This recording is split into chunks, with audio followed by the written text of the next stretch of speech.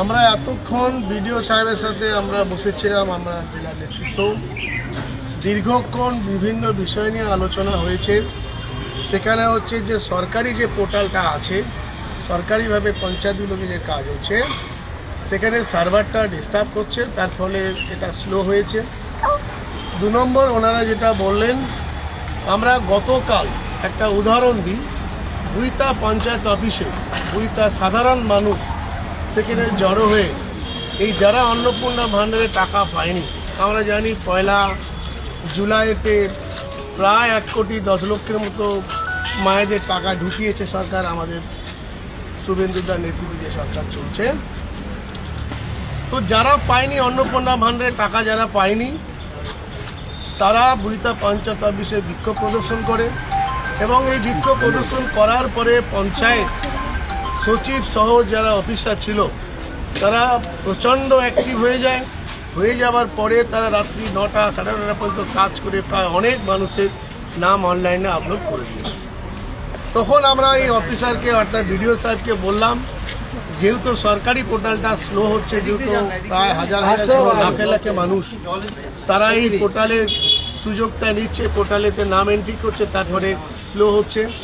উনি যেটা বললেন, যেটা সিটিজেন যে পোর্টালটা রয়েছে, যেটা সাধারণ মানুষের নাগরিকদের জন্য যেটা রয়েছে, ওই পোর্টালের সুবিধা নিয়ে সাধারণ মানুষের নাম যারা অন্নপূর্ণা ভাণ্ডারে টাকা পায়নি, ফর্মগুলো পঞ্চায়েত অফিসে রয়েছে, সেই ফর্মগুলো আপলোড করার দায়িত্ব উনি নিয়েছেন।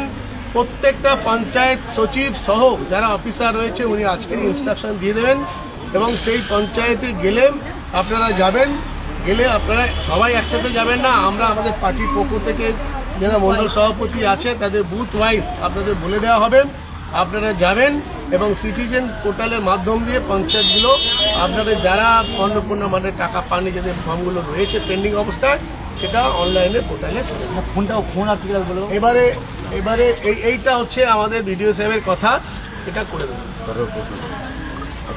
এবারে হচ্ছে আরেকটা কথা বলে দিই, যদি আমরা কেউ মনে করি যে না আমি আমার ব্যক্তিগত উদ্যোগে আমি অনলাইনে করব, সেটা আপনারা করতে পারেন, ঠিক আছে। কিন্তু সরকারিভাবে বিডিও সাহেব বক্তব্য আজকের ইনস্ট্রাকশন দিয়ে দেবেন পঞ্চায়েতগুলোতে, ওখানে আপনারা যাবেন, আমাদের পার্টি থেকে বলে দেওয়া হবে কোন কোন বুথ কোন দিন কি যাবেন, গেলে ওরা এই সিটিজেন পোর্টালেতে আপনাদের নামটা আপলোড করবে, ঠিক আছে। আস্তে আস্তে আস্তে কথা হবে পরে, একটুখানি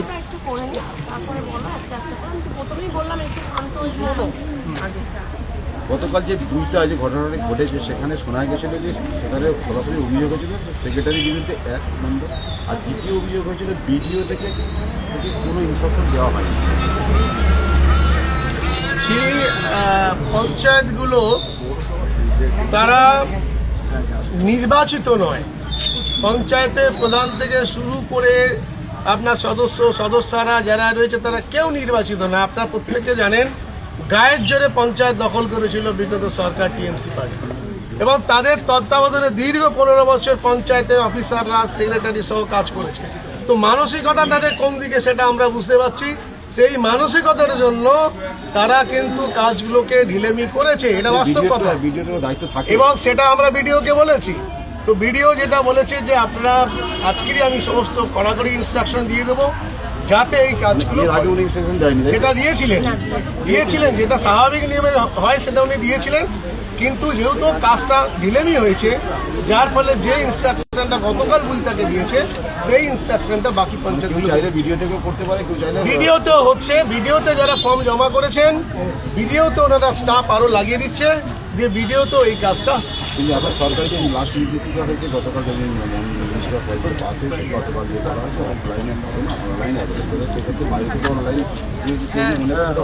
আমি সেটাই বললাম, যদি আপনারা কেউ মনে করেন যে আমরা ব্যক্তিগত উদ্যোগে আমরা অনলাইনে করব, সেটা আপনারা করতে পারেন, কোনো অসুবিধা নেই। সমস্যা দেখা যায় কিছু সেটা ভিডিওকে আমরা বললাম, ধরুন মে মাসের টাকা জুন মাসের 1 তারিখে ঢুকেছিল, সেই তালিকার মধ্যে কিছু মানুষ টাকা পায়নি, সেই টাকাটা কেন পায়নি সেটার জন্য বিডিও সাহেব তার আপার লেভেলে এটা জানার জন্য উনি চেষ্টা করছেন। আমার নাম তপন নস্কর, ভারতীয় জনতা পার্টির জেলার সহসভাপতির দায়িত্বে আছি। আমাদের বক্তব্য হয়ে গেল।